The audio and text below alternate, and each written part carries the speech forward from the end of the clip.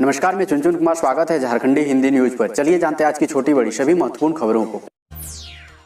High court ने प्रशासन को फटकार लगाते हुए कहा, मरीजों को बचा नहीं पा रहे हैं, मरने के बाद तो शांति प्रदान कीजिए। प्रशासन को फटकार लगाते हुए झारखंड हाईकोर्ट ने कहा कि मरीजों को बचा नहीं पा रहे हैं, कम से कम मरने के बाद तो शांति प्रदान कीजिए। इसके बाद नामकुम घाघरा घाट पर ही कोरोना संक्रमितों के शव का अंतिम संस्कार किया गया। रात 8:30 बजे तक 22 शवों का अंतिम संस्कार हो चुका था। वहीं हाईकोर्ट के chief justice doctor Ravi Ranjan और जस्टिस सुजीत नारायण प्रसाद के खंडपीठ ने रांची के सिविल सर्जन की गलत बयानबाजी पर नाराजगी जताई। उन्हें हिदायत देते हुए कहा कि यह अपराध की श्रेणी में आता है।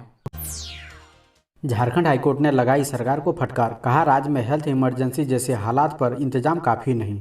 राज्य में हेल्थ इमरजेंसी जैसे हालात हैं, पर सरकार के इंतजाम काफी नहीं है, इसे मजाक में नहीं ले सकते हैं। कोरोना की पहली लहर में ही हाईकोर्ट ने सरकार को चेताया था और कहा था कि स्थिति से निपटने के लिए युद्ध स्तर पर इंतजाम किए जाएं, पर सरकार ने गंभीरता से नहीं लिया। आज स्थिति यह है कि राज्य के सबसे बड़े अस्पताल रिम्स की सीटी स्कैन मशीन खराब हो गई है। रिम्स निजी मशीन का सहारा ले रहा है, कई और संसाधन नहीं है। ये बातें झारखंड हाईकोर्ट ने सोमवार को राज्य में कोरोना से निपटने के लिए किए गए इंतजाम को लेकर दायर याचिका पर सुनवाई करते हुए कही।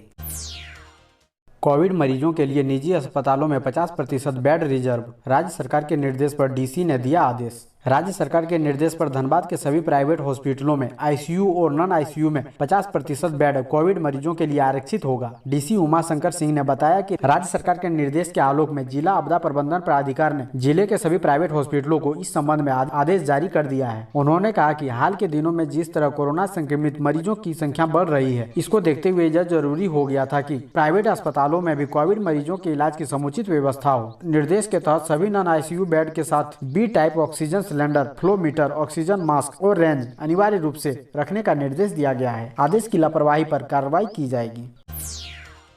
जानिए कौन है सुनील चंद्रा, जिन्हें सौंपी गई मुख्य निर्वाचन आयुक्त जिम्मेदारी। 13 अप्रैल को ग्रहण करेंगे नया पदभार। चुनाव आयुक्त सुनील चंद्रा को देश का अगला मुख्य निर्वाचन आयुक्त नियुक्त किया गया है। विधि मंत्रालय की विधायी विभाग द्वारा सोमवार को जारी किए गए एक बयान के मुताबिक सुनील चंद्रा 13 अप्रैल यानी मंगलवार नया पदभार ग्रहण करेंगे। सरकार ने वरिष्ठतम चुनाव आयुक्त को मुख्य चुनाव आयुक्त नियुक्त करने की परंपरा का निर्वहन करते हुए निर्वाचन सदन में उच्चतम पद के लिए सुनील चंद्रा के नाम पर अपनी मुहर लगा दी है। सुनील अरोड़ा के पद से हटने से एक दिन बाद 13 अप्रैल को सुनील चंद्रा पदभार ग्रहण करेंगे। देश में पहली बार सीआईपी में लगाई गई एफएमआरआई मशीन बताएगी आपका ब्रेन कैसा काम कर रहा है। एफएमआरआई यानी functional magnetic resonance imaging machine देश में पहली बार कांके के केंद्रीय मनोचिकित्सा संस्थान में लगाई गई है। यह मशीन बताएगी कि आपका ब्रेन यानी मस्तिष्क कैसा काम कर रहा है, आपके ब्रेन में खून का प्रवाह कैसा हो रहा है, सुनने के कारण आपके ब्रेन में क्या हो रहा है और सोचने की स्थिति क्या है। फिलिप्स कंपनी की इस मशीन की कीमत लगभग 20 करोड़ रुपए है। सीआईपी में इसे हॉलैंड से मंगाया गया है। सीआईपी देश का पहला मानसिक अस्पताल है जहाँ यह मशीन लगाई गई है। दूसरे स्कूलों में एडमिशन लेने वाले बच्चों की रिपोर्ट 7 दिन में नहीं भेजने पर कटेगा वेतन। डीएसई विनीत कुमार ने जमशेदपुर प्रखंड अंतर्गत शिक्षा विभाग के कर्मियों को सरकारी स्कूल के वैसे बच्चे जिन्होंने अगली कक्षा में दूसरे स्कूलों में एडमिशन लिया है, उनकी स्कूलवार विस्तृत रिपोर्ट तैयार कर 7 दिनों के अंदर भेजने का निर्देश दिया है, ताकि यह पता चल सके कि कितने बच्चे दूसरे स्कूल में पढ़ रहे हैं और कितने ने पढ़ाई छोड़ दी है। इसका पालन नहीं होने पर संबंधित प्रखंड साधन सेवी व संकुल साधन सेवियों का वेतन रोक दिया जाएगा।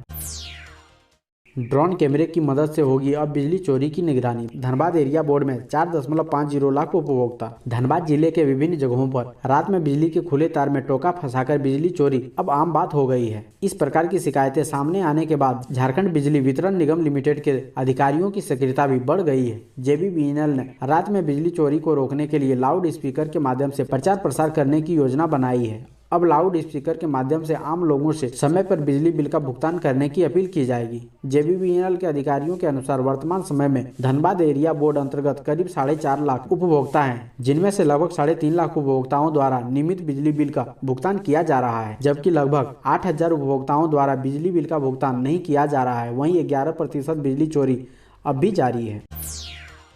टाटा वर्कर यूनियन कार्यालय 14 अप्रैल तक बंद।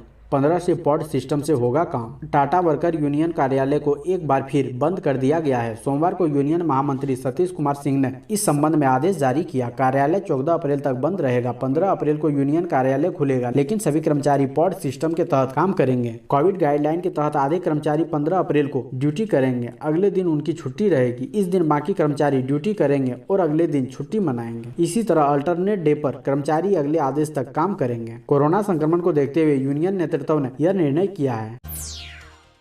झारखंड सरकार ने केंद्र से की 1500 वेंटिलेटर की मांग। इस माह के अंत तक हो जाएंगे इतने लोग संक्रमित। राज्य में संक्रमितों की संख्या में तेजी से हो रही वृद्धि को देखते हुए स्वास्थ्य सचिव के सोन ने केंद्र सरकार से 1500 वेंटिलेटर उपलब्ध कराने का अनुरोध किया है। सचिव ने इसे लेकर केंद्र स्वास्थ्य मंत्रालय के संयुक्त सचिव वंदना गुरनानी को पत्र लिखा है। उन्होंने कहा कि राज्य सरकार के पास लगभग 500 वेंटिलेटर सरकारी अस्पतालों में उपलब्ध है, हालांकि जरूरत 5000 वेंटिलेटर की है। फिलहाल 1500 वेंटिलेटर की मांग केंद्र सरकार से की गई है। श्री सोन ने कहा कि झारखंड में हर दिन लगभग 1500 एक्टिव मरीज मिल रहे हैं। पिछले एक सप्ताह में एक्टिव मरीजों की संख्या में 3 गुना वृद्धि हो चुकी है। मरीजों की वर्तमान वृद्धि को देखते हुए 1 अप्रैल के अंत तक राज्य में एक्टिव मरीजों की संख्या 33,000 से 35,000 तक पहुंच सकती है। इसके लिए बड़ी संख्या में वेंटिलेटर की जरूरत होगी। स्थिति की गंभीरता को देखते हुए केंद्र से वेंटिलेटर उपलब्ध कराने का आग्रह किया गया है।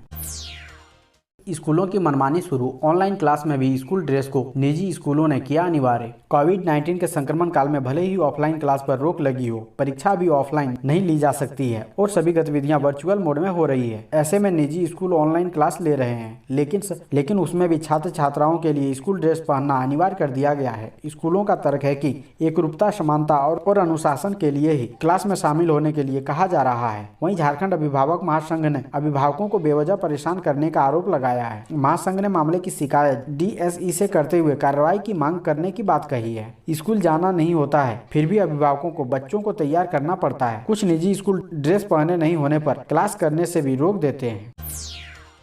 प्रचार पर कोरोना का असर। भाजपा विधायक इंद्रजीत महतो हुए संक्रमित। भाजपा विधायक इंद्रजीत महतो भी कोरोना वायरस से संक्रमित हो गए हैं। इन्हें इलाज के लिए धनबाद के एशियन जलान अस्पताल में भर्ती कराया गया है। विधायक ने व्हाट्सएप संदेश के माध्यम से खुद के पॉजिटिव होने की जानकारी दी है। साथ ही संपर्क में आने वाले लोगों से कोरोना टेस्ट कराने का अनुरोध किया है। महतो धनबाद जिले के सिंदरी विधानसभा क्षेत्र का प्रतिनिधित्व करते हैं। उनके कोरोना संक्रमित होने की सूचना मिलने के बाद समर्थक विधायक के स्वास्थ्य को लेकर चिंतित हो उठे। जल्द से जल्द स्वस्थ होने की कामना कर रहे हैं।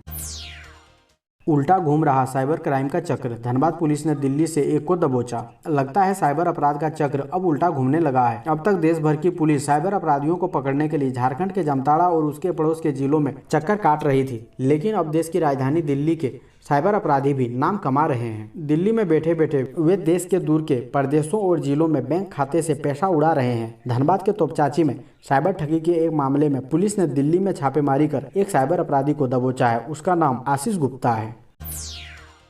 अवमानना नोटिस पर हाजिर होने से सीएस, स्वास्थ्य सचिव और गृह सचिव ने मांगी छूट। 13 को फिर होंगे हाजिर। झारखंड हाईकोर्ट की ओर से जारी अवमानना नोटिस पर राज्य के मुख्य सचिव, गृह सचिव और स्वास्थ्य सचिव मंगलवार को अदालत में ऑनलाइन हाजिर नहीं हुए। सुनवाई के दौरान तीनों अधिकारियों की ओर से हाईकोर्ट में आवेदन दाखिल कर कहा गया कि राज्य में कोरोना संक्रमण से संबंधित जुड़े कार्यों की वजह से वे लोग झारखंड हाईकोर्ट में ऑनलाइन हाजिर नहीं हो सकते हैं, इसलिए उन्हें हाजिर होने के लिए छूट प्रदान की जाए। अदालत ने तीनों अधिकारियों के उक्त आवेदन को स्वीकार कर लिया और मामले में अगली सुनवाई 13 मई को निर्धारित करते हुए उस दिन तीनों अधिकारियों को हाजिर होने का निर्देश दिया है।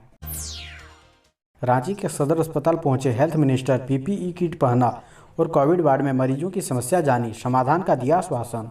रांची के अस्पतालों से लगातार मिल रही अव्यवस्था की शिकायत पर हेल्थ मिनिस्टर बन्ना गुप्ता खुद मोर्चा संभाल लिए। मंगलवार को वे औचक निरीक्षण पर सदर अस्पताल पहुंचे। यहां उन्होंने पीपीई किट पहनकर कोविड वार्ड का जायजा लिया। इस दौरान उन्होंने वहां एडमिट मरीजों से भी बात की। निरीक्षण के बाद उन्होंने अस्पताल प्रबंधन से कहा कि सभी प्रकार की खामियों को तत्काल दूर किया जाए। मरीजों को हर हाल में सभी सुविधाएं मिलनी चाहिए। इस दौरान उन्होंने मरीज को भी आश्वासन दिया कि उनकी परेशानियों को तुरंत दूर किया जाएगा।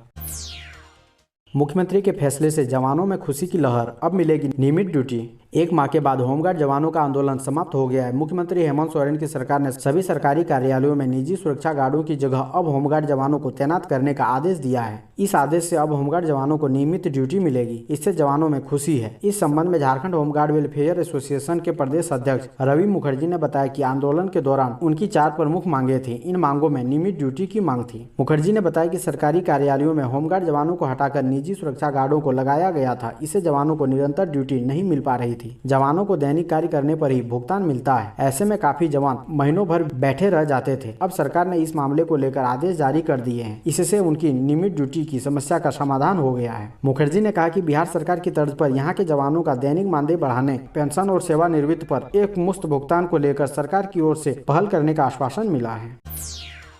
बीजेपी प्रदेश अध्यक्ष ने सीएम को लिखा पत्र, कहा कोरोना से राज्य की स्थिति चिंताजनक, उचित कदम उठाने की मांग की। भारतीय जनता पार्टी के प्रदेश अध्यक्ष सांसद दीपक प्रकाश ने मुख्यमंत्री हेमंत सोरेन को चिट्ठी लिखकर कोरोना के बढ़ते प्रकोप से बचाव करने के लिए उचित कदम उठाने की मांग की है। उन्होंने लिखा है कि झारखंड में कोरोना महामारी तेजी से फैल रहा है और देश भर में झारखंड 5वें स्थान पर है, जहां संक्रमण दर सबसे अधिक है। वर्तमान समय में यह विकराल रूप ले रहा है। इस समय हम सभी को मिलकर झारखंड की जनता को इस महामारी से बचाना है। अतः झारखंड की जनता राज्य सरकार से अपेक्षा करती है कि संकट के इस घड़ी में सरकार संवेदनशील होकर कोरोना महामारी से लड़ने के लिए उचित कदम उठाए।